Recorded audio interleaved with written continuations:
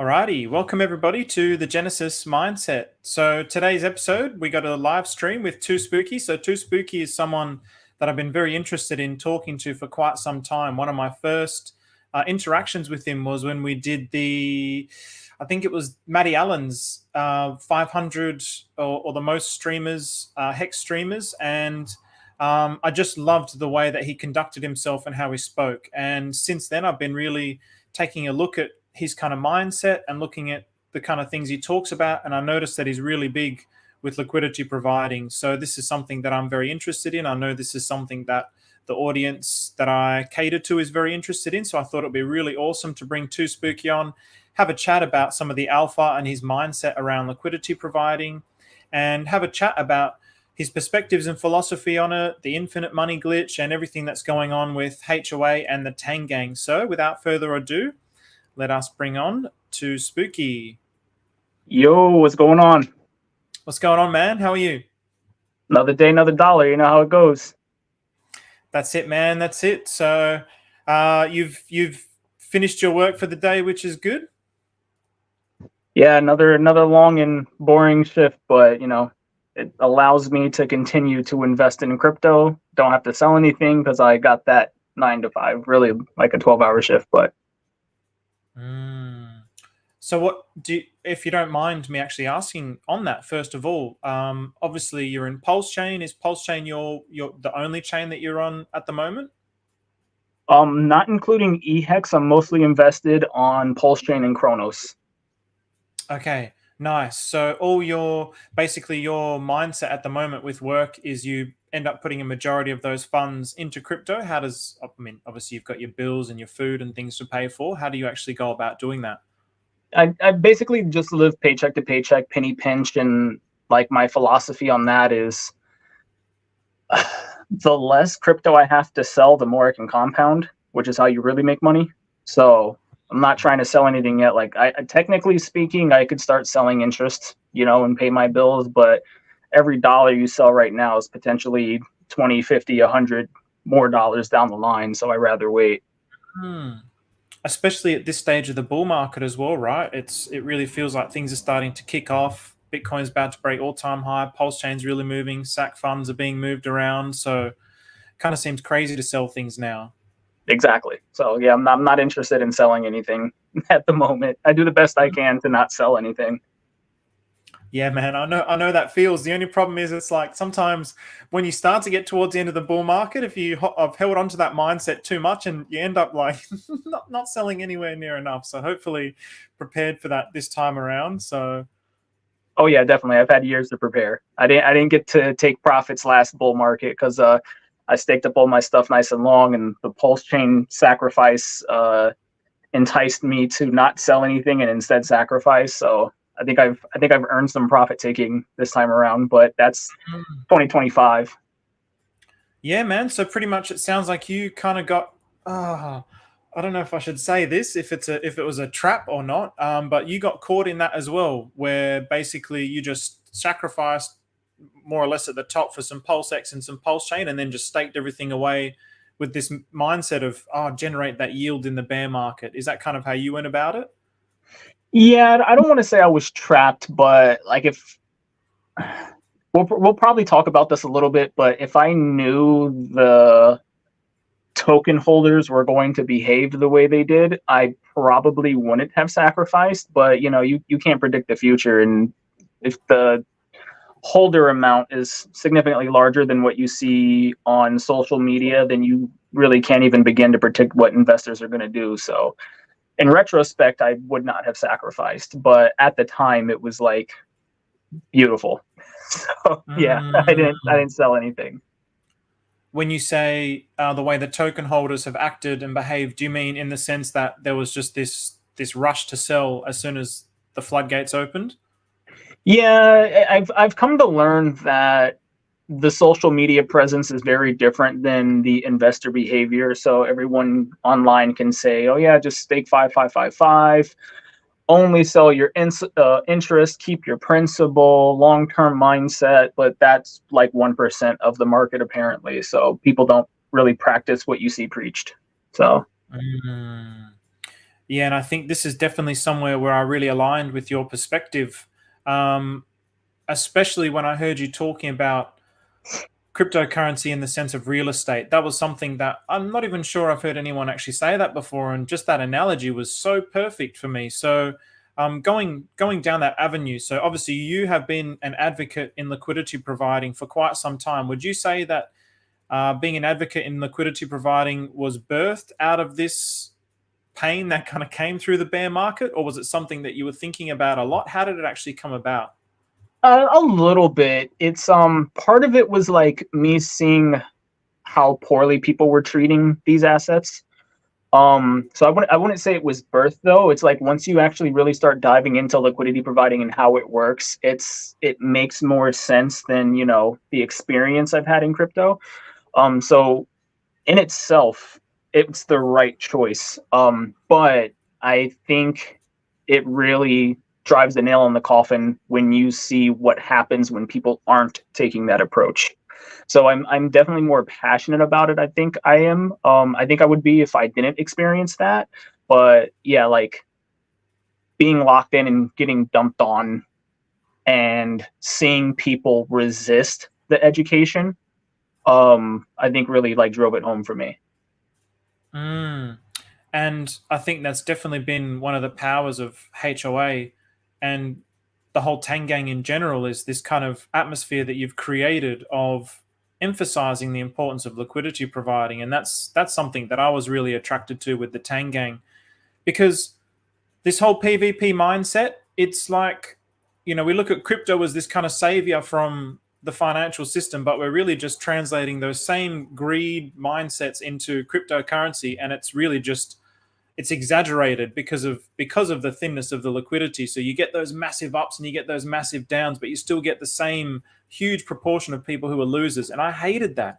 I hated that when I saw Pulse Chain come out and I started to look into liquidity providing. I saw, hang on a minute, there could be a potential here where everybody actually starts to win if we start to play in the same kind of way. If we play in the old ways, which is just PvP, or we can do like PvE and actually play against the system in the way of liquidity providing. Is that how you kind of look at it as well?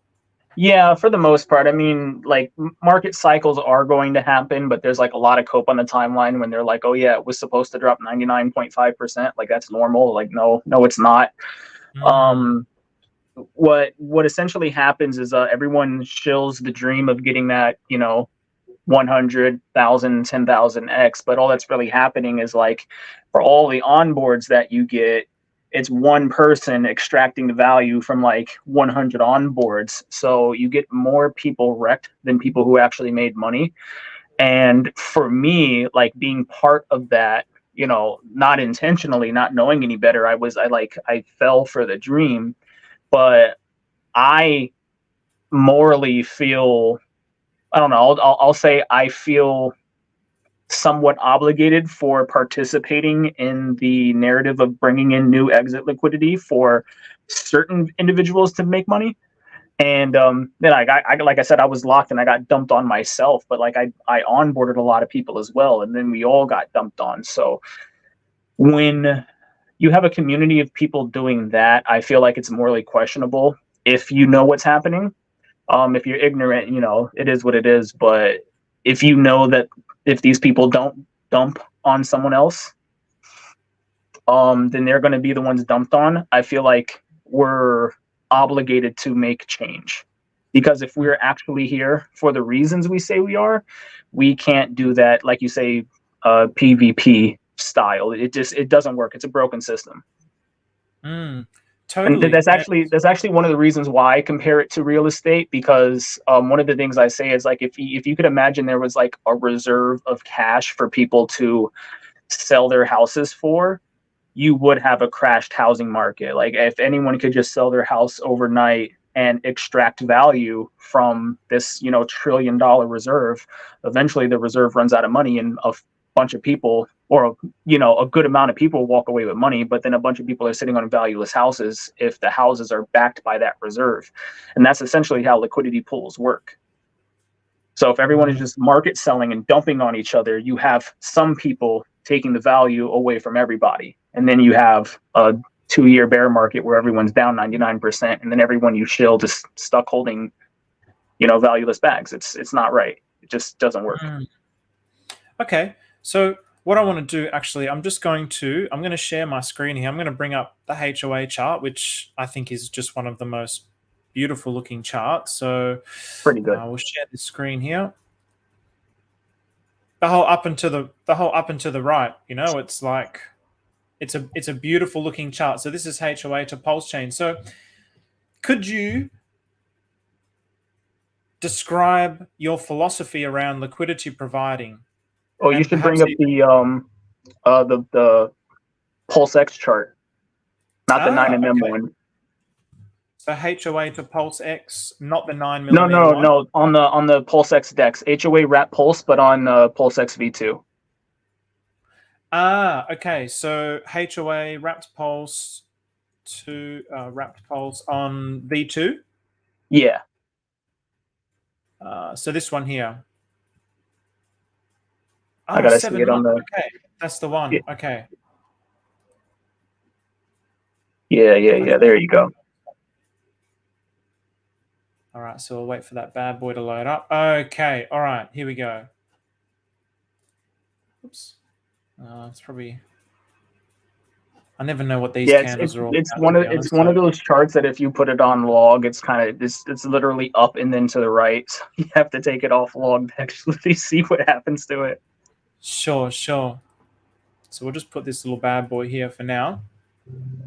So what is your overall philosophy on liquidity providing? What makes you so passionate about it, and how have you tried to implement those ideas with HOA?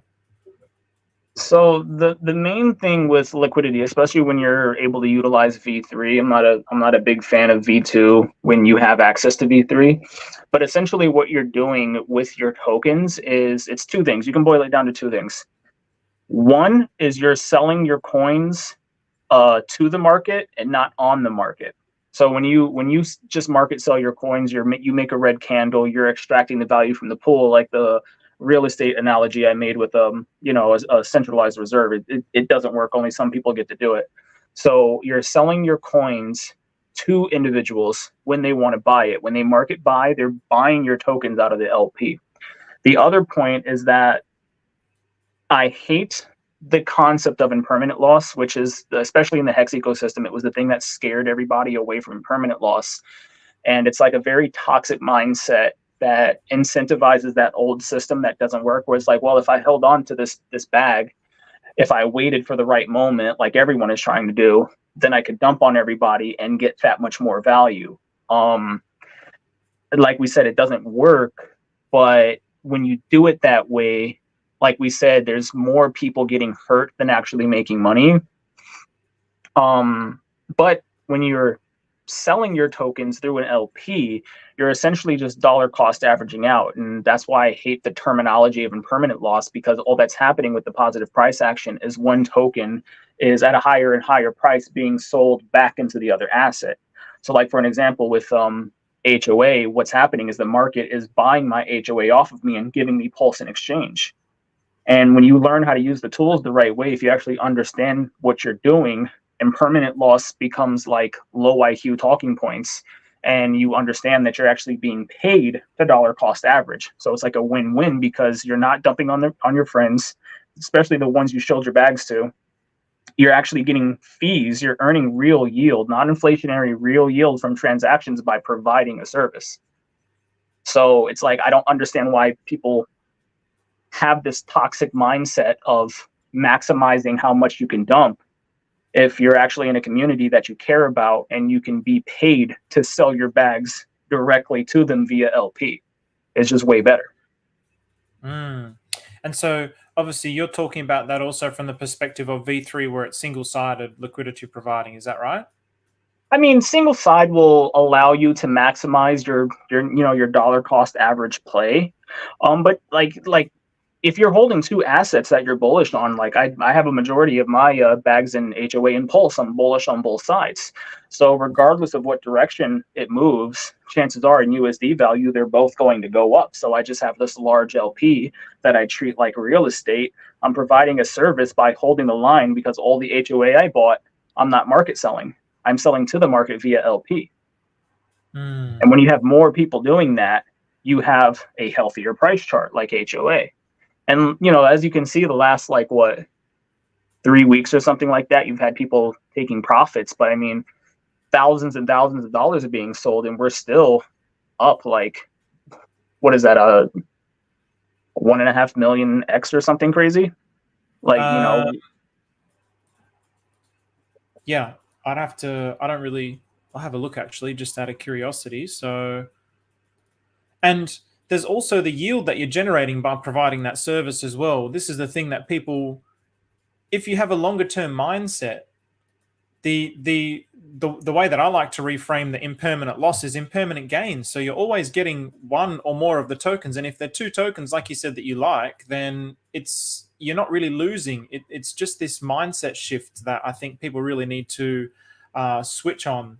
So if we go, okay, Yeah, because I think part of the problem is people always look at one side of the asset, like, you know, just because it's up on the screen, I'll get, well, no, let's use hex.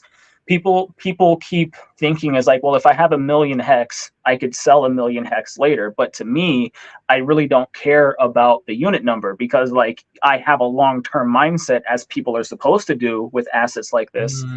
If you're like the type to be like, oh yeah, well, you know, imagine how many people sold Bitcoin in the first cycle that could have held it, you know, all the way till now. They would have way more money. So, like, I actually came into Hex and listened to everything, and I do have this long-term mindset. I don't think I need to trick myself into locking my assets when I can just provide liquidity, earn real yield, actually have access to my yield, and just commit to doing what is healthy behavior in the first place. And I think the problem is when you look at that one asset, you try to maximize how much you can market sell. But I care more about the total dollar value of my LP as well as the volume, because that's how I generate my yield. I don't care if HOA goes to $100 right now, because as my LP dollar cost average at a higher and higher price, I'm getting all that pulse in return. So I could have one HOA left in my wallet, but I'll have, like, how many multi-million-dollar size LP, because all my HOA got sold for pulse. So like, having that unit number bias, I think, is part of the problem. Totally, man. And I think, again, that perspective is something that's really, it's a really interesting perspective, because, again, without criticizing maxis, the whole maxi phenomena is really just buy the Richard Hart tokens and do nothing but just hold them. So essentially what you're promoting by doing that is, you come and buy my bags and be my exit liquidity. Like, essentially that's exactly what you're saying to the market. You can dress it up in some kind of, like, moral, with whatever that's going to feel righteous to you to actually say those things. But essentially it's really just the same message of, you're buying my bags and I'm going to dump on you at a later point. And unfortunately, yeah, that's how it is. Exactly. And I don't like that. I don't like that, the outcome that produces. I do like the long-term mindset. I do like the idea of, okay, you've got your core beliefs and you want to stick with that, have your conviction, yes, but the way that we try and, like, dress it up as and the competition between, like, oh, which is the better way to do it or not. And I even saw yesterday you had a really good meme about INC, and I thought that was brilliant. And I really love how you are really it's like you respect Richard, but you also, like, challenge the perspectives as well, which I think is very, very healthy for any kind of ecosystem. It's not like it's not a dictatorship. Everyone's really just, like, toes the line and follows along. And now Richard has said INC is a meme coin, and now all of a sudden all the maxis are saying, yeah, meme coins are great. It's Yeah, a real right. contradiction. It's a real contradiction. So, and again, it's not to criticize or anything like that. It's really just to get people to question their own personal motives. Because if I was coming into crypto now and I see people trying to just promote their bags, what that tells me is, you want me to buy off you so you can sell on me. That's what happens in the PvP world of just market selling. So Right. everything that happens with liquidity providing, it actually opens up a whole new field of possibilities, which I really love. So when we look at this chart here, how would you say that through the actions of the TangGang and through the actions of what you guys have promoted that you've actually been able to produce this kind of a chart and actually been able to produce this kind of atmosphere where people are actually very conscious of taking care of each other? So aside from just like the concept of providing liquidity, we use a few different tools to reward people to stay in the system, to continue being participants. We're working on something really cool.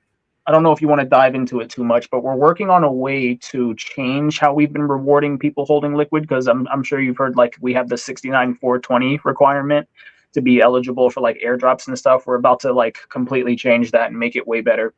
But then we also have like the infinite money glitch, which it's more of a concept, but I can talk about that too.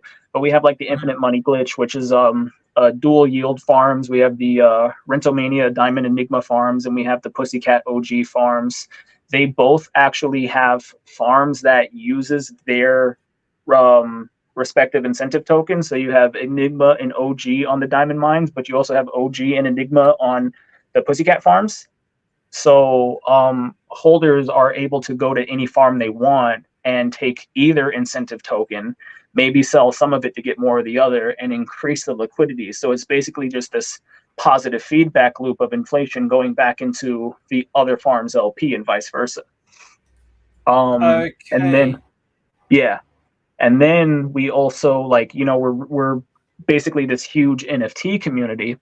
So what we do, since we encourage and educate people on liquidity providing, pretty much anytime there's a transaction, LPs rejoice, right? So what we do is when we're doing like an NFT mint, whether we're getting a new artist or someone's creating another collection, they've already made multiple, we'll encourage the artist to actually use the incentive token. Well, usually OG. So instead of minting in Pulse, they'll mint their collection using OG. So we actually gave a use case to the incentive tokens on top of just market selling. So there's like a whole bunch of stuff going on with what we do to encourage holding and liquidity providing in multiple different ways.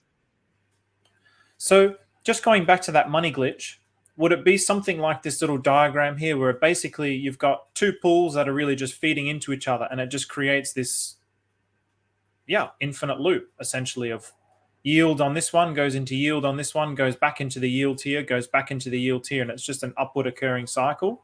Is that essentially what you guys are doing with the infinite money glitch?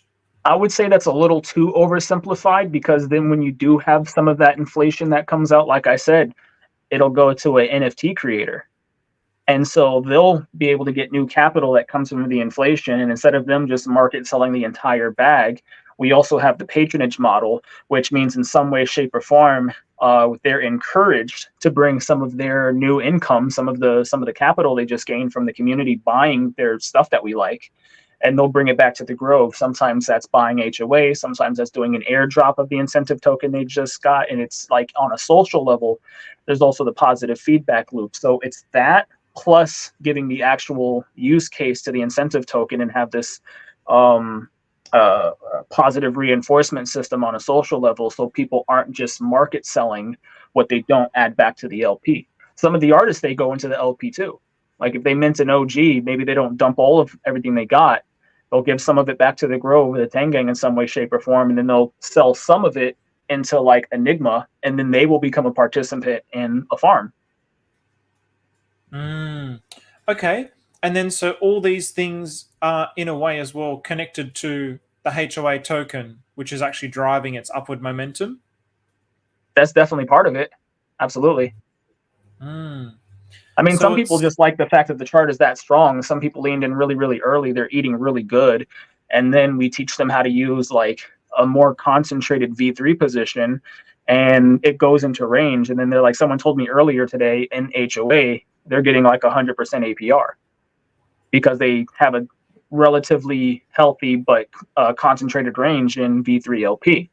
And most communities, like there's plenty of, like you go on Pulse-Chain, there's plenty of solid coins, but the TangGang is the only real community that I've seen where you can jump into the community. You don't even necessarily need to buy the token, but you're learning how to do crypto right. You're learning how to make money for yourself, and you're not playing this game of, cat and mouse of who's going to dump the token first. You're learning how to invest. So a lot of people, they'll enter into the system, they'll get the education, and they stay in the system because they see what we're doing, and they feel safer buying HOA than they do, the meme coin of the week that's going to rally, 20x and then dump the week after. So again, just trying to adopt that long-term sustainable mindset, which you guys are really trying to emphasize through the community. Right. So one of the best ways for people to actually engage with the community, what would you say is the best way for people to engage with the community? Make memes that have oranges in it. It's probably the best way. So but no, seriously, you can just like join the Telegram. You can find, like, if you haven't posted it, the links or anything, you can go to hexoacoin.com and you'll see all the socials on there. Or you can just like go on Twitter or X, whatever you want to call it, hashtag TangGang, or put the ticker HOA, and like, you'll see us. But yeah, like join the Telegram. If you have any questions, go ahead and ask. Especially like I'm kind of bad with DMs. I take a while to respond because I get flooded with so many. But like I'm always open to like explain stuff to people. So whether you tag me on the public timeline or try to DM me or just jump into the Telegram and ask questions, like someone's going to be there to help. It's part of the reason why we're so strong, is because we have like a lot of smart individuals in the community that know a lot of different things, and we help each other build things. Like there's so many people who like I'm working on an NFT collection myself, something I never thought I would do.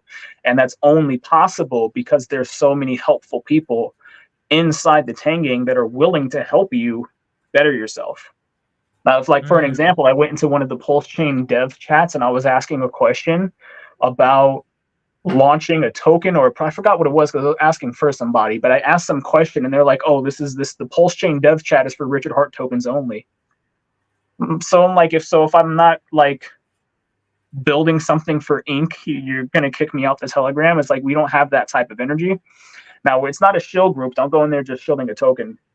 But like if you have a question or if you need help, there's plenty of helpful people in there. They'll help you get on the right path.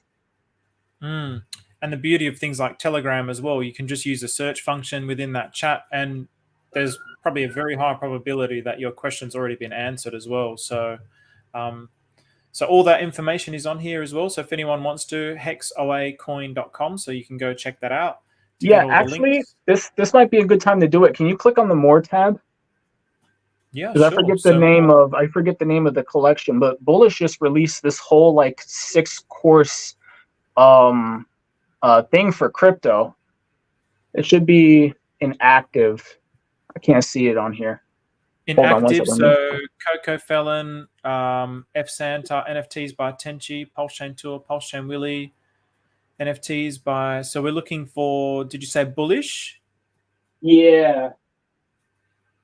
Pulse Chain IPFS front ends, Hex Staking, Pulse Chain Bridge, PulseX Dex. Oh yeah, it might not be on the main website yet. Yeah, but if you jump into the Telegram, someone can give it to you. They're actually minting this NFT collection that's like this full course on crypto. It's like everything from liquidity providing to different types of smart contracts. It's like a whole bunch of knowledge. It's like absolutely insane. Wow. And he's giving that away for free, or? You have to be whitelisted for the addresses, but yeah. It's like it's like an entire free course, and there's a whole bunch of different collections, whether it's an NFT collection or a token, that you could be whitelisted in order to mint this thing for free.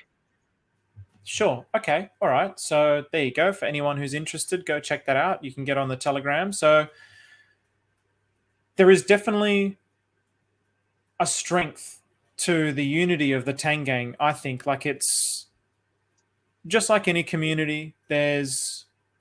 We've spoken about this in DMs. There's always people that are toxic or difficult, and it's the same with every single community. When people are like, oh, the Pulse Chain community is the best, I personally think, okay, yes, it's very good, but we just have a larger scale of the same dynamics that play out in every kind of community. I see the same thing.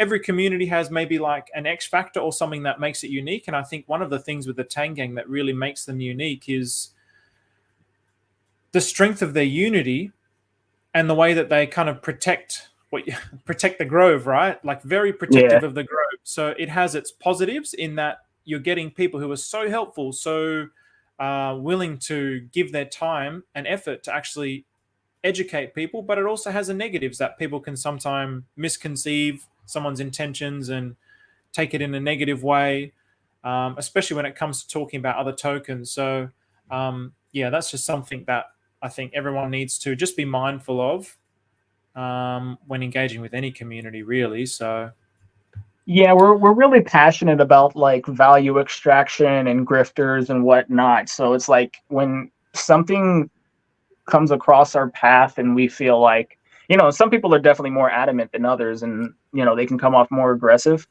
But it's definitely like, no, this is a value extraction. This is a grifter. You will get wrecked. Do not show this to the community. And sometimes, yeah, that causes some heads at the bump. But the whole concept is like the grove, protect the grove. Like we don't want people to get wrecked, especially me. Like I hate this, like this PvP, like you say. I hate that whole like, maybe I'll gamble on this and just see what happens. And like I don't want people to get dumped on. People ask me all the time. It's like, well, if like no one really knows how much HOA I have, but people are like, well, if you made 10x or whatever, don't you want to move out of the hood? Because like I live in Newark. And I'm like, yeah, of course I do, but not at the expense of everyone else I'm like hanging out and having a good time with. Like, that's not why I'm here in crypto. So as much as I could just like market dump everything that I've bought in the last 6 to 8 months, I don't want to do so when other people have to, hold their bags longer. I think it's toxic. So we try to fight against stuff like that. That's it. So there's actually like a really good intention behind the defensiveness. That's really what I want to make people aware of. Because yes, I it think can someone be in the confronting. comments said where it was in the More tab, and I'm trying to remember the name. I think it's TangGang University, but they said GGTA or something like that in the More tab. In the But more tab, is there what? Sorry. I think someone in the comments said GGTA or something like that, but I think it's called TangGang University, GGTA. Let's see if something I can like that. find GGTA. Oh, get good TangGang Academy. There you go, TangGang Academy. Yeah, it has a whole website. Why don't you? Yeah.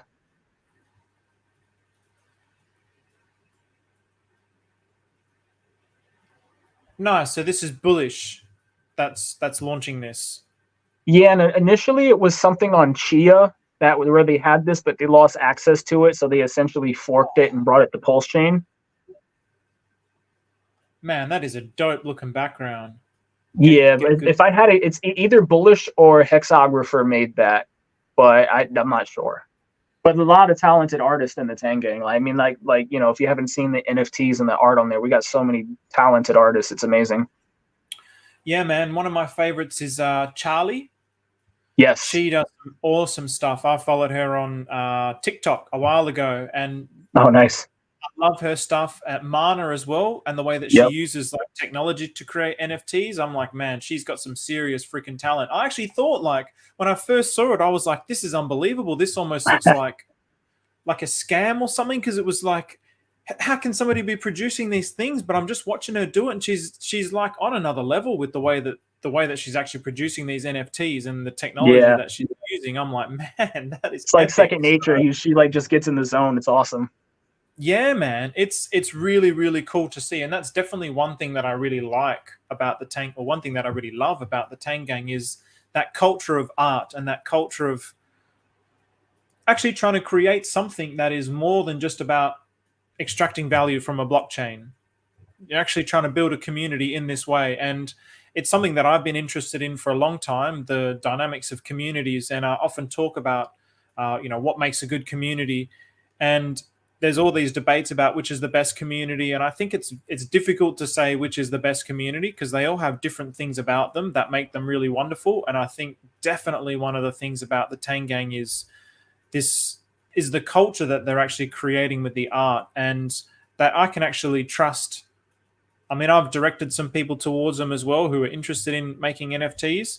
I just know that I can palm them off to the TangGang, and the TangGang will take care of them, and I love that because we need that on Pulse Chain.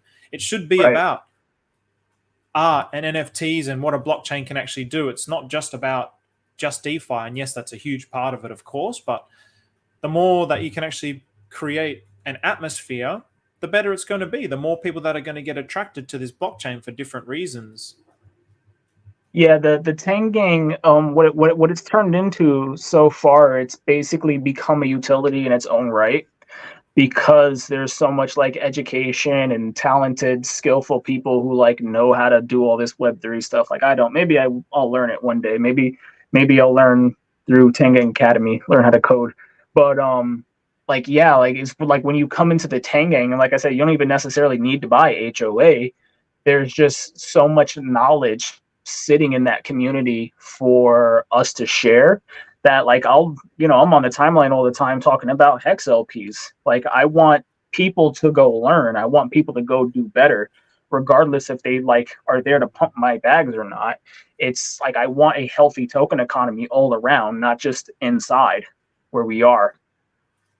Okay, so let's just talk about that for a minute as well. So in terms of liquidity providing, could you kind of go through a bit of a story about how you would interact with this chart as a liquidity provider, as someone that's trying to protect this chart? What would you actually do? Where would you do it?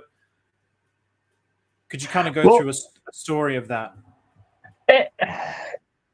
It's more nuanced. There's a lot of different angles you can see. I mean, you could play like if you were like, oh yeah, I don't want the price to fall down even more, then you would set up like a really thick single side position of pulse to protect it if you weren't trying to buy, but just trying to stop it from dropping lower. You could also just add liquidity on both sides to thicken it up a little bit, regardless of what direction it goes. Me personally, I know how early we are in the cycle. I just keep buying. Like I'm essentially just DC. I'm in permanent DCA mode right now because we haven't even had the Bitcoin halving yet. So I just buy and add to LP. And like at first, because I've been in so early,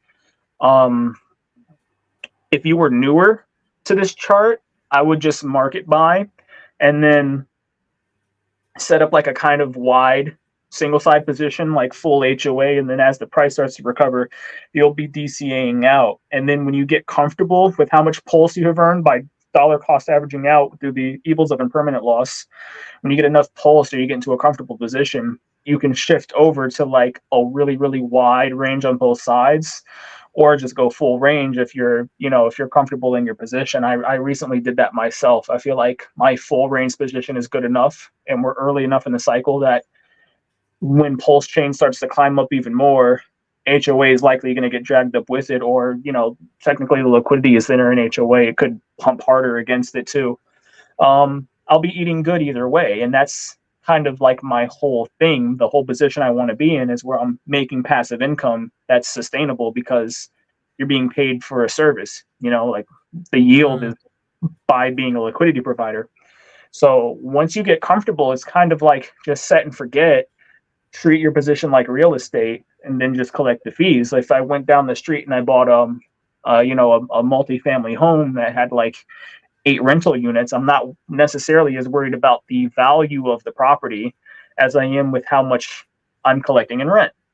And that's how I see LPs. So my thing is to get your position in LP big enough, which is relative to how far you are in the cycle. But big enough for you to have passive yield that you feel like you don't need to dump your bag for. And another thing I look at is like I'm not too worried about the cycle top as I am the next cycle bottom. Because if I'm eating good at the cycle bottom, then why would I don't need to sell anything because I know I'm eating good either way. So hang on, could you go into that a little bit more? So you're not as worried about the cycle top as you are about the cycle bottom. Yeah, because I want long-term sustainable yield, right? I just like hexagons, like the Cuatro Cinco stakes, because like they don't care if you have a 99.5% dip because they're here for more than one cycle. I look at LPs the same way. That's what I want for my LPs. So I don't care what the cycle top price is because my plan isn't to market sell it. I want to keep my bags. I just want the yield on top. Okay, and then obviously when you get that dip, then you can actually create more liquidity pools with at a cheaper rate. Well, like so the way I see it is like if I'm getting let's fast forward like 3-4 years from now and we're at a hypothetical next cycle bottom. Say it's 10x up from here because higher highs and higher lows on the macro. So hypothetically speaking, if the next cycle bottom is 10 times higher than where we are right now, I'm making decent passive income. I never would have needed to sell or be worried about it. And that's kind of like how I play multiple things, not just HOA and Pulse. I have multiple revenue streams in crypto right now. My outlook is what it's going to look like at its worst possible time in the future. If I'm getting good passive income then I don't have to worry about anything else in life.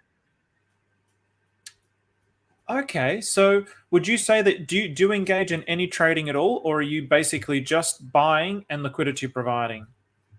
When I trade, it's not like I'm swing trading. I've actually made a couple of posts about how I've interacted with V3 with a couple of different tokens. So like I said, say I buy a token nice and early and I set up that really wide range single side position.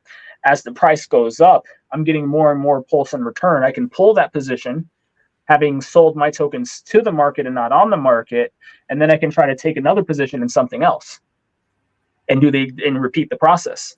So if I buy it nice and early, I did it with Flight. I bought Flight nice and early, set a wide single side position. The market bought my Flight off of me. Then I got a bunch of pulse. And then I pulled the LP, had all that pulse that I made. It's just money coming out of nowhere, coming out of thin air because the market is buying at a higher and higher price. My Flight, pulled that LP, and then I went to buy Hoax.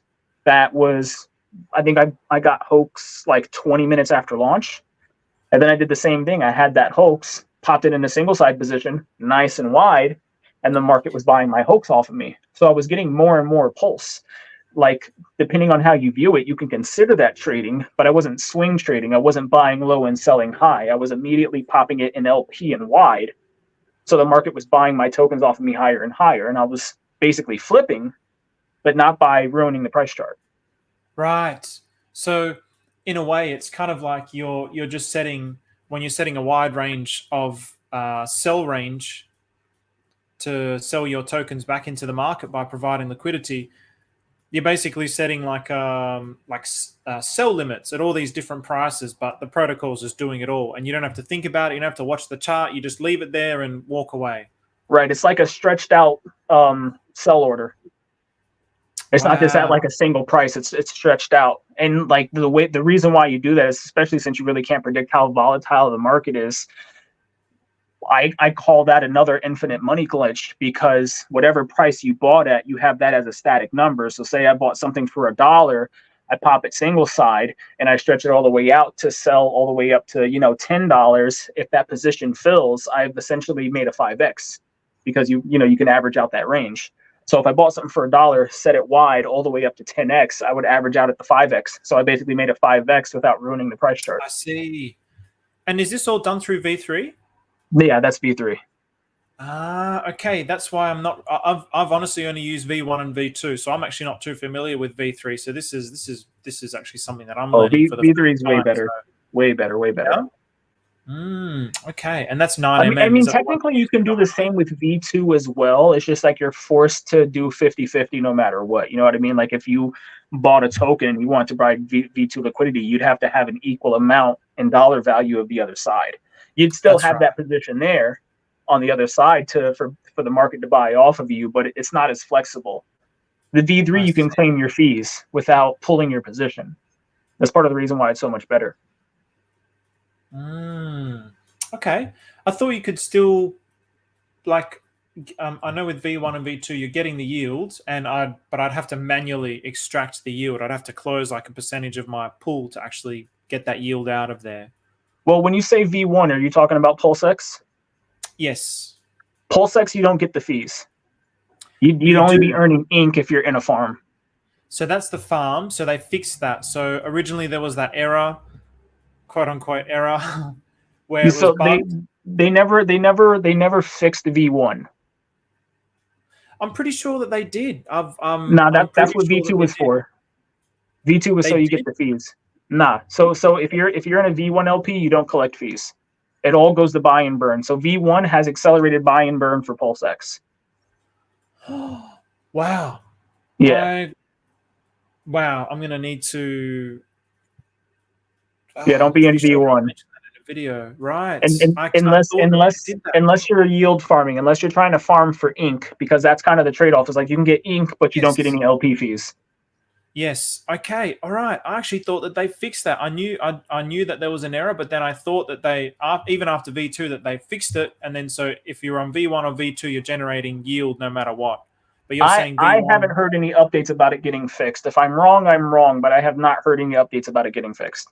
Okay, I better clarify that, yeah, because in some of the chats that I'm in, I was under the impression that it was fixed, and these are guys who are like big into V1 and V2 liquidity providing. But I definitely should clarify that. I might have actually misunderstood what they were saying. So, Yeah, I'm pretty sure it's just thanks, V2 Rob. that gets LP fees. So in any case, I generally tend to go with V2 anyway because of that perspective. I'm like, well, I definitely know you get the yield on V2, so I just stick with V2. I don't usually go into V1 unless, of course, going into the ink farm. So. Right. Okay. All right. So The, this the, whole the other perspective. benefits with V3 is that you get to choose your fee tier. And another reason why the HOA chart looks like that is because collectively as a community, we're not competing against each other to get the most volume. We're all like, no, we're all going into the V1 fee tier. The only exception is when you're in the yield farms. If you're in the Enigma Diamond farms or the Pussycat farms, you're kind of forced to do the 0.25 or 0.3, whatever it is, V2 LPs. But everyone else, they're like balls deep into the V1, the 1% fee tier. So if So, you're trying to trade HOA against us, you're paying us. so hang on. Could you just explain that in a different way so that, or maybe it's just something that I need to try for myself to fully understand. So you're saying you're not competing against each other for the volume?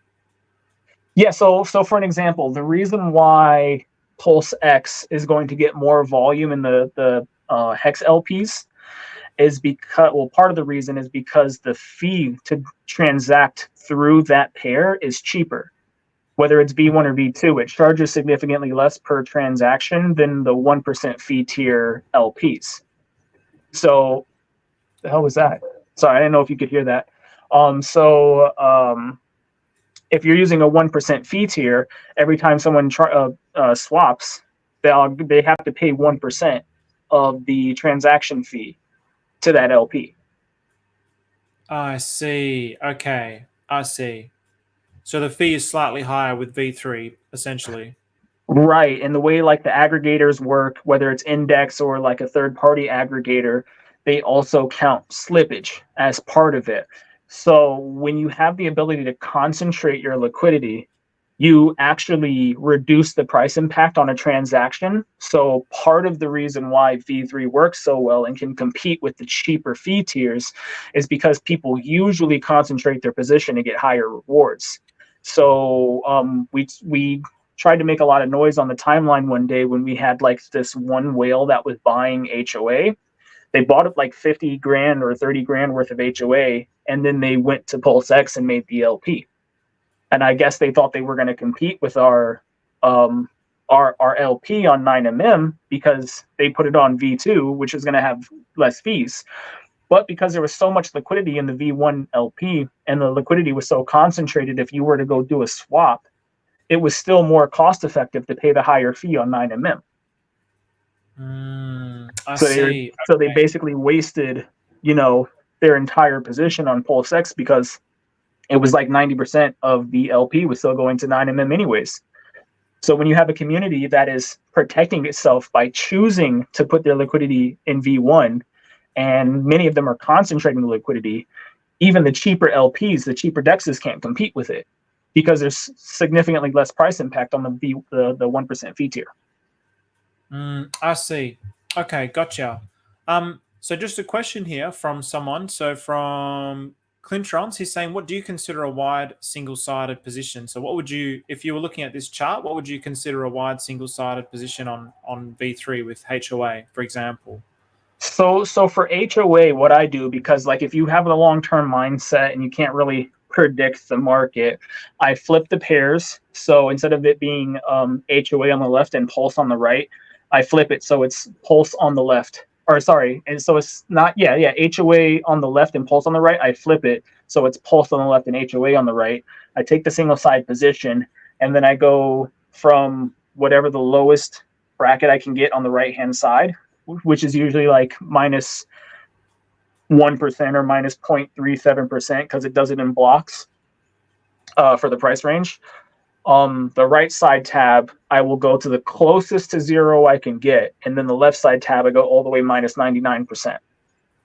And essentially what that does is it becomes more cost effective than infinity on that side, but it's still wide enough for you to maximize how much of the token you're selling at a higher and higher price. If you do a concentrated position fresh out the gate, you run the risk of falling out of range too fast. You basically just immediately sell your position on a decent price move. But if you go really, really, really wide, minus 99% in that way, it's at a higher and higher price near, but not all the way to infinity. Okay, so for example, it would be something like, and then as close to minus 99% that you can get. Well, basically. I flip it, so it's actually a positive price move. In that case, it would be rep pulse getting cheaper, which means the other token's getting higher. I do that instead of picking a price. It just works for my brain better, just to go minus 99%, which is minus 99% in pulse. Okay. So it actually be like in this case, it would be plus. See, that's why I like doing it this way, because plus 99% is completely different than when you're pricing it in negative price action and pulse. So it's not a 2x; it's like near infinity. Okay. So hopefully that answers your question, Clintrons, and I think it's going to be something where you actually, once you're doing it yourself and you're seeing it, it'll make more sense to your brain. So, Diamond Dave here. Question from Diamond Dave. Would you consider using V2 during a bear market long-term chop sideways situation, or would you just set a wide V3? So the pro to V2 is auto compounding. So if you were really not even worried about harvesting your fees, then V2 would be ideal. You'll get the most bang for your buck. If you weren't like trying to compete with a community that was balls deep in V1, because then they're going to get all the fees anyways. What I like about V3 though is that you do have access to your fees. So that kind of gives you the ability to harvest rewards and make passive income without actually pulling your position. So unless I'm participating in a yield farm, I wouldn't do V2. I would just decide on how I want to manage V3. So like one thing I might do towards the cycle top is pull my full range HOA pulse position, get into die, and then redo the HOA with die for better price stability. Okay. So at a cycle top, so let's just say 1 year from now, March 2025, you would pull your HOA, wait for a bottom, and then put it back in to HOA and die. No, I would do it like immediately. I wouldn't wait for a bottom. Okay. I like that idea, actually. That's a much better idea with a stablecoin as well, because you're generating the yield all the way down, and then as it comes all the way back up, you've basically you've cleaned up, because you actually get more yield on the way down because there's so much selling going on. So a lot of selling and a lot of ARB, because that amount of stablecoin kind of trying to hold it where it's at, you're always going to have a differential there when the ARB bots are kicking in. So like that's why if you look on any yield farms try to incentivize stablecoin pairs, because you have to you essentially give up price volatility, but you get higher fees. So if you have a really big bag, then you really don't have to worry about price action. Like I was actually talking about this the other day with the OA putting a bunch of die in Maker.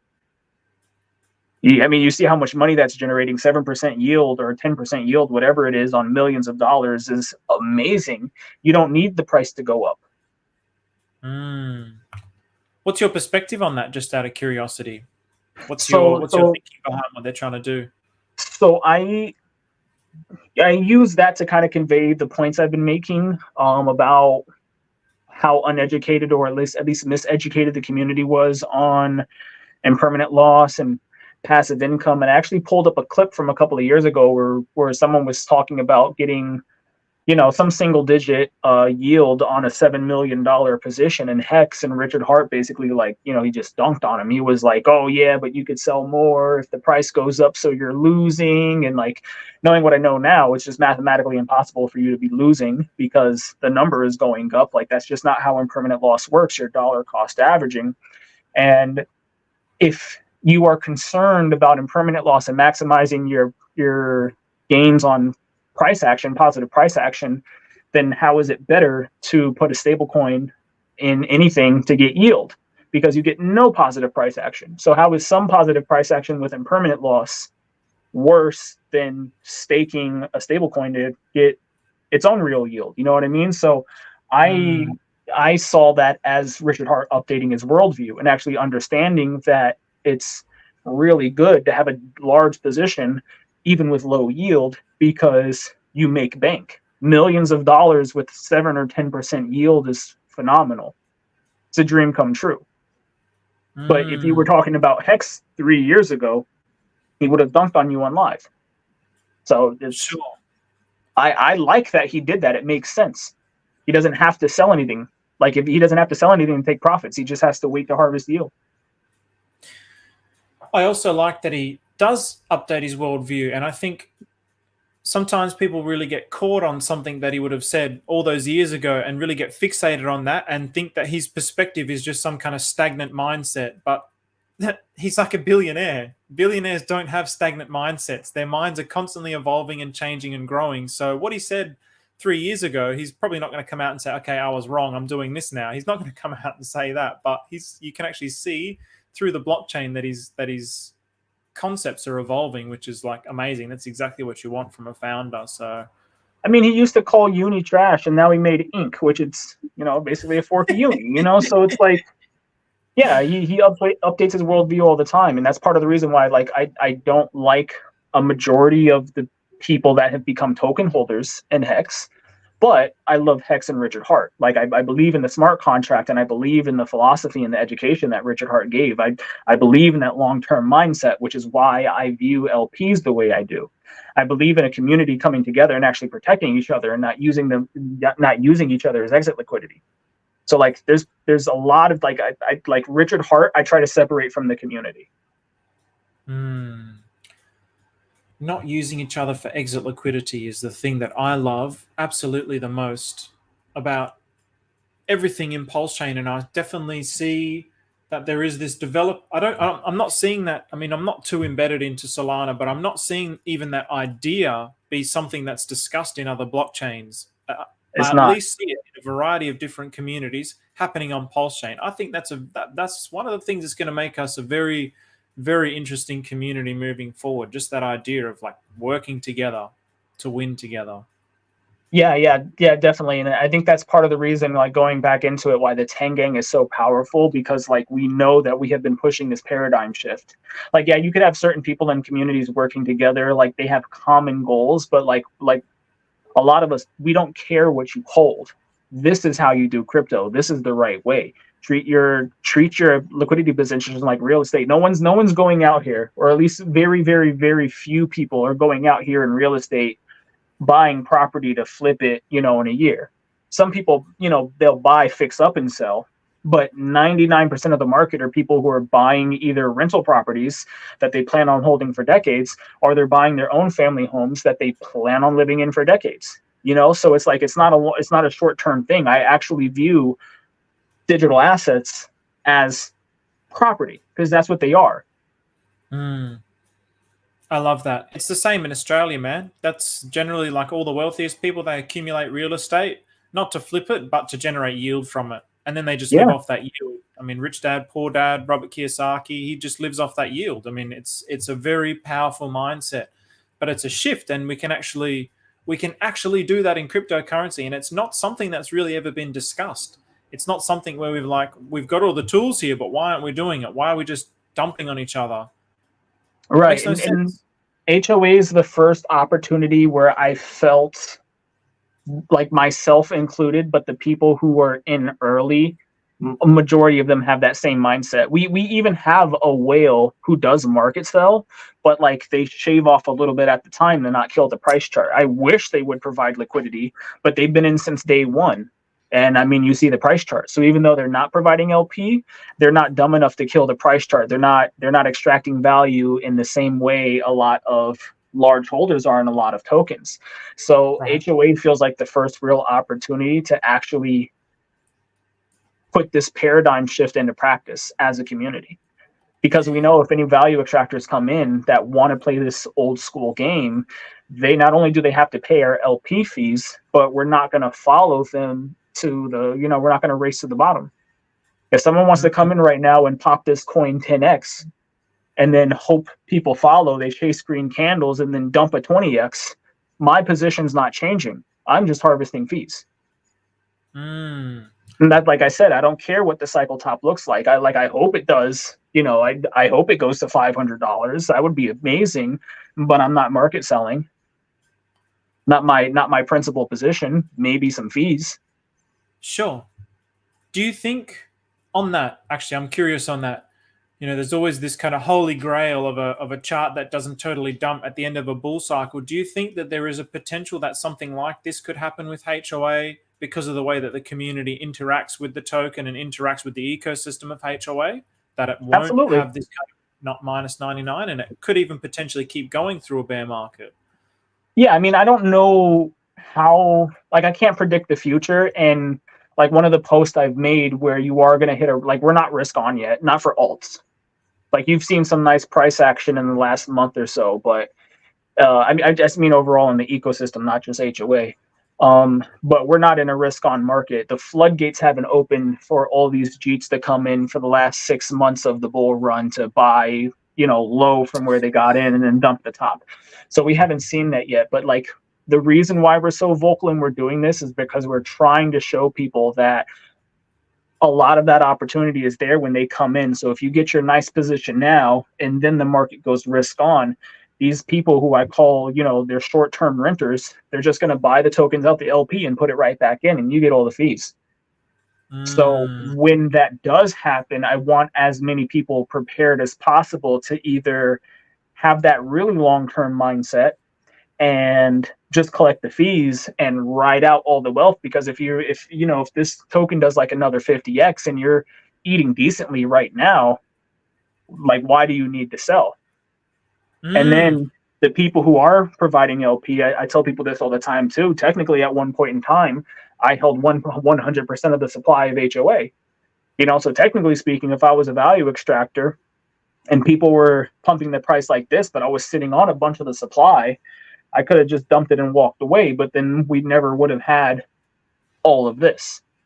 So with that being said, I would rather promote the longevity by dollar cost averaging out of my position, or at least dollar cost averaging the position and letting the market buy my tokens off of me so the price can actually go up. Because if I didn't do that in the first place, the price never would have gone up like this. So it's actually healthier. So if you do want to exit the position, at least learn how to use the tools the right way, understand what you're doing, and let the risk on market buy your tokens off of you rather than market selling on everyone who's coming in. Yep. It's two ways. Do you think even this whale now, who's only selling in increments, do you think he's doing this essentially, like, do we know who this whale is? No, I don't know the identity of the person, but they have been in basically since day one. Do you think this person is like, do you think there's a good chance that they've adopted the TangGang mindset in the way that they're selling as well, that they're not market dumping, or do you think it's just coincidence? Or I think at the very least they know that there's opportunity here, so they would be able to sell more in the long run by not trying to kill the chart rather than dumping what they have right now. And I think the first time I noticed their wallet was market selling, they had more than twice as much HOA that they do now. They had like nearly 20 million HOA or something crazy, and they just market sell every couple of weeks a little bit. Sure. And I think now they're down to like 7 million or something like that. Okay. Okay. So just slowly selling. Are they doing any buying back into it? I have seen some buys a couple occasions, but I don't know if that's because they think it's like going to be a swing trade, or maybe they didn't need as much pulse as they thought. Because like I'm not doing too much chain analysis on their wallet, so I don't know if they're like taking the pulse and buying something else, and then just using the opportunity to flip into other things. They could be doing that, but they're definitely not like buying more than they sell. They're just slowly selling. Okay. Well, at least they're not wrecking the price. It's always a positive thing. They're not crashing it. But at the same point, or to that point, if the community wasn't doing what we're doing now and providing LP, then those sells would hit the chart a lot harder. We got so many people providing LP that it's acting as a cushion. It's acting as a defense to people who do market sell. And that's like one of the things I've spoken on the timeline about Hex. I'm like, yeah, it's like technically speaking, it's vastly more important that the whales do this. But at the same time, enough big fish are more than a whale. I think what was the math? It was 100 squids are a shark. Okay. So for every 100 squids in Hex, they're equal to a shark, and there's a lot more squids than sharks. So if you want sharks to provide LP, if you want a shark to provide LP, well, you just need 100 squids equal the same thing. Sure. I think it also has the double effect as well, that perhaps because they're seeing the way that the community is interacting with each other, it's also incentivizing them to go, well, I actually believe in the longevity of HOA, so I'm not actually just going to, they might look at this and go, well, this is the top, I'm going to sell it all, but they're actually believing in a long-term future. Yeah, we're not going anywhere. I'm not going anywhere. I don't need to. I mean, when I came into Hex, I staked a buttload of Hex, all the way up to 5555. I have a small ladder that's so small I can't even unstake it on ETH. I can unstake it on Pulse though. And I have like a medium-sized ladder going up to 2030 as well. And then I have like 7 or 9 stakes that are 10 to 15 years long. So like I'm already in crypto for the long run. And then throughout the bear market, I told you I'm on Chronos. So I got into a couple of really good positions on Chronos. So it's like I can take profits from there. So it's like I'm not like I feel like a lot of people think I'm only holding HOA. It's like, no, I've been in crypto for a few years now. I'm invested in multiple different things. I don't have any reason to dump the chart. And I wish more people understood this, because I think it would help them understand my mindset as to how I'm actually playing this game. My whole thing is passive income. And that's what I learned coming into Hex. And I thought everyone was on the same page. I had to learn the hard way that they're not. But I'm actually about the passive income. Right. Yeah. So I don't need to dump my bags. It was definitely something where, yeah, it was a savage drop, man. And it was like the actions didn't match the words. And I mean, I don't know how many of those people were actually selling it and destroying the chart, but I know it wasn't me. I wasn't buying any Lambos and mansions, and I wasn't wasting any of all that economic power on just stuff. It certainly wasn't me. So it's like, who was doing it? Because it's like everybody that I talk to in Hex is like, I haven't spoken to really anyone that really maximized it. Everybody was really like into the staking, into the long-term mindset. But there were people that were dumping. I don't know who they are. Well, there's a list that someone put together for the 10 largest net sellers, and it was like 10 wallets sold over $100 million worth of Hex. And that's net. It doesn't count what they're still holding or what's still staked. That was just net sell pressure from 10 wallets. It was mass. I think the number one was like 15 million. Wow. Yeah, it's absolutely insane. And what I'm hoping that we can do, especially on Pulse Chain, because we're still like relatively small compared to other blockchains, is that we can make enough noise so that these people are understanding how this liquidity stuff works. Because I think part of the major failing of the Hex community was that it was essentially only around right after, Uniswap V1. People, Richard Hart himself, I don't think really understood what was happening inside an LP as price move. That's why he was saying, you're losing money if Hex moves up in price. It's like, no, you're not. You're not losing money. you're dollar cost averaging back into Hex or USDC or whatever your pair is. You're not losing anything. You're still making money. You're actually mitigating the risk of the volatility, because if one moves up and the other doesn't move up as much, you're just averaging out between the two. Whereas if you went full balls deep in one position and the price went down, well, now you're losing money. So it's a way to mitigate the risk. But anyways, I'm gonna ramble. Uniswap and liquidity providing was a relatively new concept in the first year or so of Hex, and we didn't even get V3 until 2021. So a lot of people didn't have the opportunity to learn. But now, years later, for this bull cycle, there's really no excuse.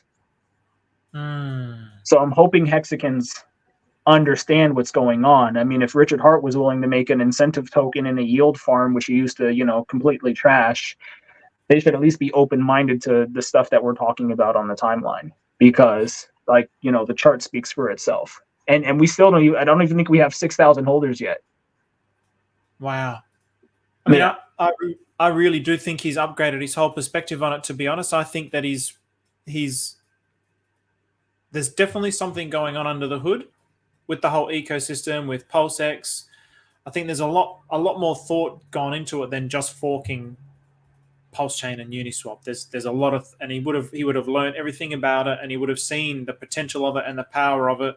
And that's something that I've been really excited about with everything in PulseChain. So even like little things like PulseX, it really democratizes anyone's ability to be a liquidity provider. So even being a liquidity provider on Ethereum, you really had to be a whale. And it used to be like, I think 0.2 ETH just to create a liquidity pool. So it's not like I can't even experiment. I can't even learn anything here. The fee is like inconsequential. So you can really experiment, you can try, you can learn.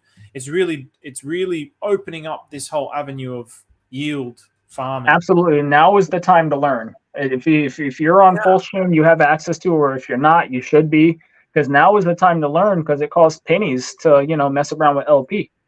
And I tell people all the time too, like, if you're not used to it, at least do a full range position, because like I said, it mitigates the risk, and you actually see what's happening with ratios. It's all stupid ones and zeros, and they just shift amongst each other. It's really not that complicated, but it's one of those things you have to do to really understand. Absolutely.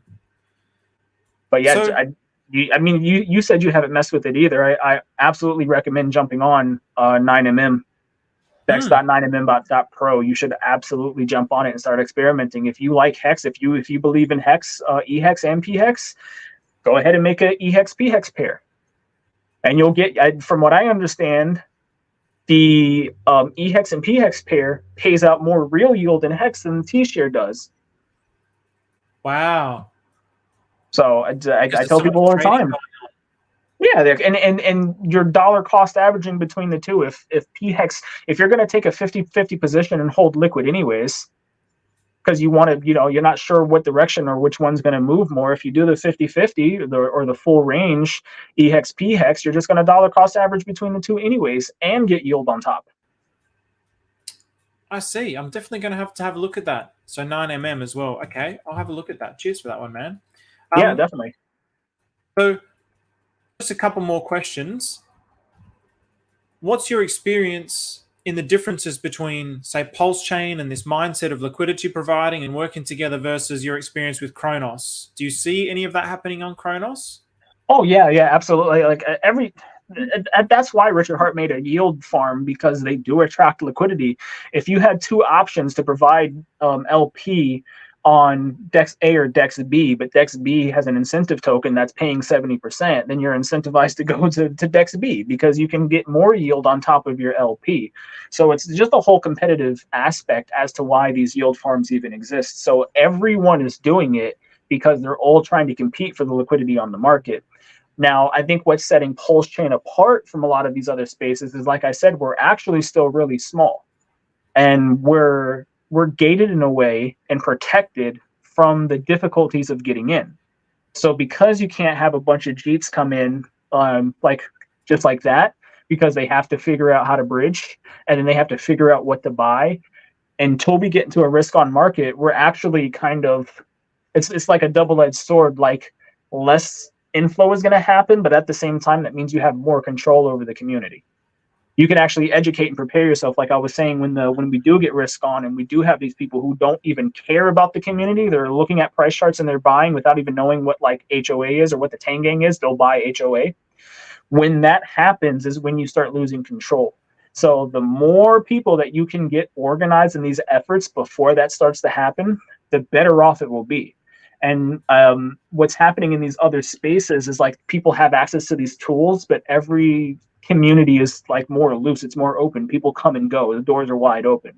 Whereas Pulse Chain, you know if someone's talking trash about you or what coins they're buying because it's such a small community and many of us are vocal on the timeline. We have completely different communities that, you know, we know who's saying what, where, and when, and in what context. Do you feel like that? So in the way that TangGang has evolved on Pulse Chain, do you feel like there are these kinds of communities on Kronos where there are people collectivizing and coming together and educating each other and working together to educate each other so everybody can eat? Or do you think that that's something that's possibly unique to Pulse Chain because it's so young and so new? I think on an individual basis it's happening, but not to the extent the TangGang is doing it. The TangGang is really, really tight-knit. So tight-knit to the point where the stuff that we're saying in the TangGang is reaching other communities. Whereas like whatever's happening on VVS, you know, VVS is a whole DEX, but they don't have like a VVS community. You know what I mean? Like you have people who might want to buy a token that's on VVS. Like I like the Argo community that's on Kronos, but they're not like working together, or they're not so tight-knit where they're like completely dominating things that are happening on the timeline. You know, they're not progressively building as a community, as a collective of individuals to make blockchain better, whereas the TangGang is. So like I was saying, 99.9% of crypto are just individuals holding the same token who might spread memes. They might talk about the same tokens, but they're not doing what we're doing. That's what sets it apart. Okay. I love it. And so what about in the sense of the future of the TangGang? Is there anything that you want to talk about? Anything that you want to kind of, I mean, we've spoken about the TangGang Academy, which is, or the Get Goods Tang Academy, which is coming up. Is there anything else that you want to highlight about the TangGang that's coming up, or anything that you're really excited about, or anything that you want to talk about? Actually, yeah. Can you go to my Twitter page real quick? Look at my pinned tweet. I don't have a date for this yet, but we were just talking to the devs who are going to work on building it. But I had this little brainchild that I'm really proud of, and we're going to actually be putting it into practice. It's called, they're called, we call them homies, HOAMIs, right? Yeah, that little graphic right there. So essentially what the TangGang is, it's this positive feedback loop where we have these tokens being minted that we gave a use case to. We have this infinite money glitch in these yield farms. Artists come in, or someone wants to build something amazing, and we pay them in this incentive token. Some people want to do charitable airdrops, and what we have done is we have designated most of those airdrops going to holders of 69,420 HOA or more.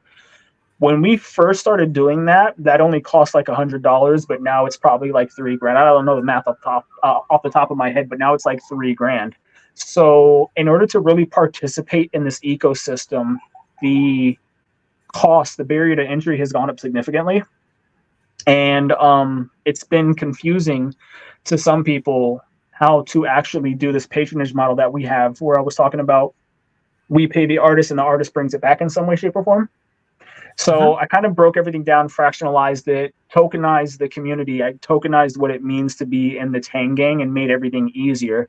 So what we're going to do is we're going to take HOA. You're going to be able to put this HOA into a smart contract, lock it temporarily using an NFT. You'll get as a placeholder. That'll be like your access pass to like free mints and airdrops and whatnot. It's going to have a royalty pool. So if anyone wants to make a token or they want to like gift us something, airdrop it, the airdrop goes into the royalty pool and people can claim for the royalty pool using these NFTs. The TangGang has this 33% royalty that we put on NFT collections to reward the artist. If you make something really, really good, you deserve to be paid for the art you make. So we have a 33% royalty fee that we incentivize, and artists can always say no, but you know, it works out for everybody. These NFTs that get minted from the HOA, they're also going to have a 33% royalty fee. But for this collection, the royalty fee is going to go back into the royalty pool. So anytime there's a secondary sale in the collection, everyone holding these NFTs get rewarded for it. In the top left corner, that's one of the NFTs that I'm having made. I have an NFT collection coming out. So for my royalties for the collection, I'm actually going to be sharing in my royalties to the royalty pool. And we're going to encourage other NFT artists to do that. And you see, we've had a lot of NFTs, a lot of great art. Some of them perform really, really well. So as the community continues to grow, and we have more and more people coming into the TangGang to make more NFT collections, I'm hoping it builds this ladder of a variety, multiple different NFT collections actually sharing their royalties to this collection, which will help to create this passive revenue stream for holding these NFTs. And it's going to be a low risk mints, because at any time, if you want to reclaim your principal HOA, you can just burn the NFT, get your HOA back, and do whatever you want with it. But with that being said, the more people who burn their NFTs, the larger the proportionate share of rewards go to the rest of the holders. So there's like a trade-off there. If you want to exit the system and get your HOA back, everyone else who stays in the system gets even more rewarded from the benefits that get built up over time. There is something else I added on to that. I'm not going to reveal that yet. It was more recent, but I think I'm going to surprise everyone with that extra utility that we added onto it. But yeah, it's a really cool thing. They're called homies, HOA and MIs. It stands for Hex Orange Address Minting Instance, and it's inspired by the Hedron and Nicosa contracts that Alex made. Nice. So yeah, so it's like this really, really neat thing I dreamed up in order to lower the cost barrier and the difficulty of actually earning the benefits that everyone in the TangGang is there for. So when are you planning on launching this? We were just speaking to the devs today. They're going to give us an ETA. I don't think coding it's going to take very long, but we're going to get this all audited so everyone feels safe, because I can't reveal the number yet. Bullish will yell at me if I reveal the number, but like I said, 69,420 is way too expensive for a lot of people to just find out about us and dump a big bag of pulse into the liquidity pools to start getting airdrops that you can't even really predict because they're usually charitable.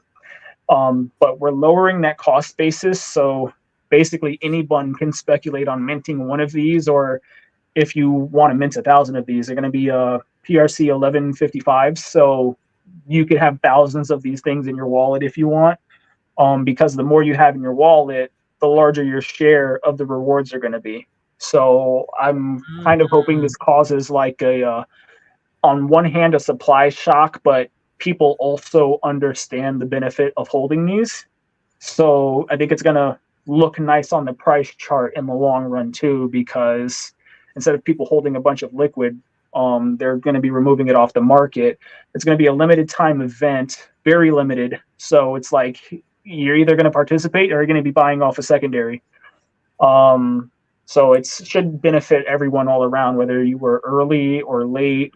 You have a long-term mindset, or you just want to speculate and see what it's about. And if you don't like it, you can exit the system. So looking forward to it, definitely. Awesome, man. Love it. So no ETA on launch, approximate ETA. Yeah, and I can't give a definitive answer yet because we're not sure how long the audit is going to be.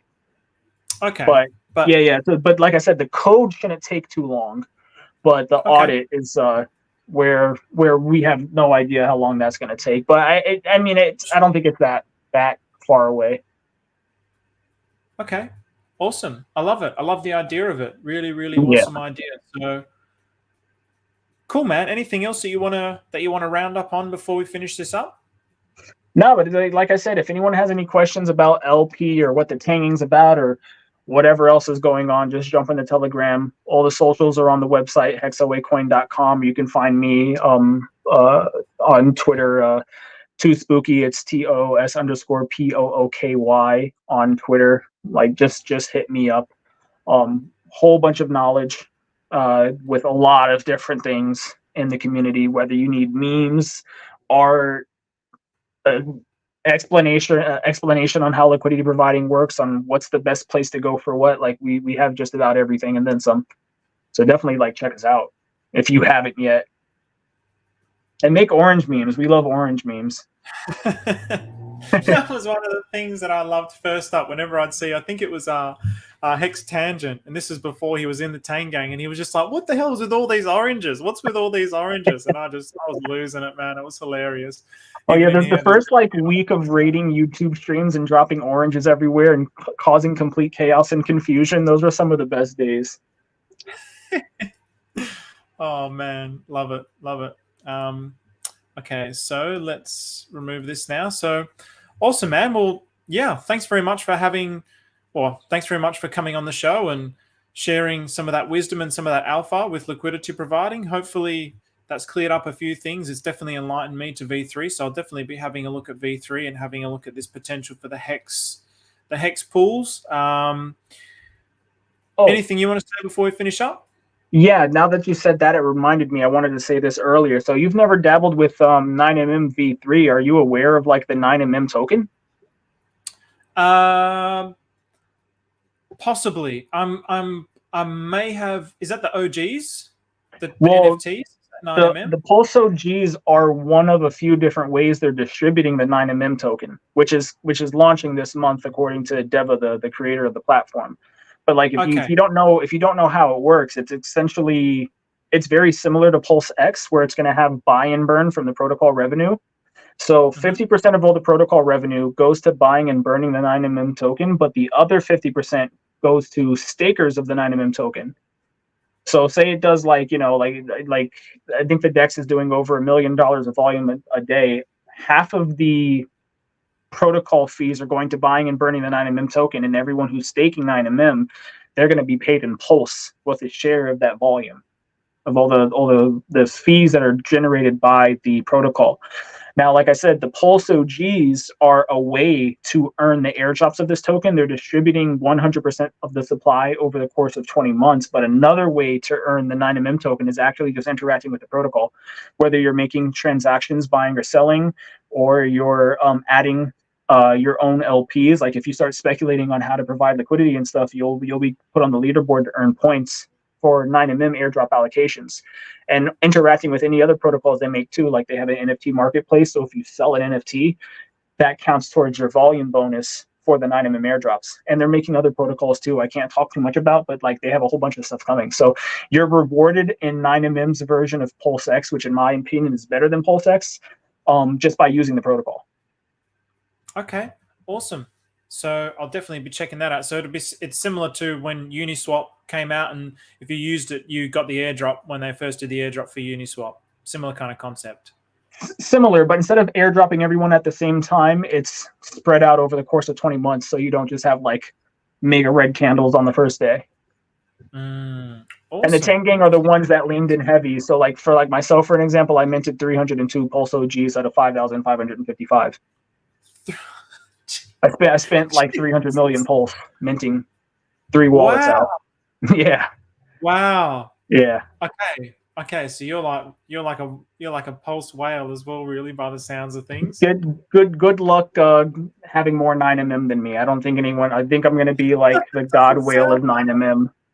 That's insane. I got one, so I got one just for the culture. So yeah, I got 302. 2 were free because the patronage model was kind of born from 9mm coming to us, because we had no clue what it was, and Deva came to us, the creator. So he was like, "Look, guys, I'm working on this thing. I have this NFT collection coming out. I'll give you 100 if you guys like hear me out." So we're like, hell yeah. So there was 100 for free like the first day, and like I had 2 wallets that qualified, so that's why I have 302. So wow. It was like the birth of the patronage model. Good on you, man. So it's inspired some later thinking, which is really good. So awesome. I will definitely be checking that out then. You've given me plenty of things to do here. So all right, awesome. Too Spooky, thank you very much, man. Anything else you want to say before we close up? Nah, I think we covered just about everything, but like definitely shout out to the TangGang. I love the community that we've built, and everyone's just like very beautiful, and I wish them the best, and I'm also very grateful, and I think we're gonna blow some minds come 2025. There's a lot of cool stuff going on, so I hope and so, also man. Thank you for having me on. Yeah, no, thank you for coming on. My pleasure. So, all right, awesome. Thanks very much, everybody. Take care, and we'll see you next time.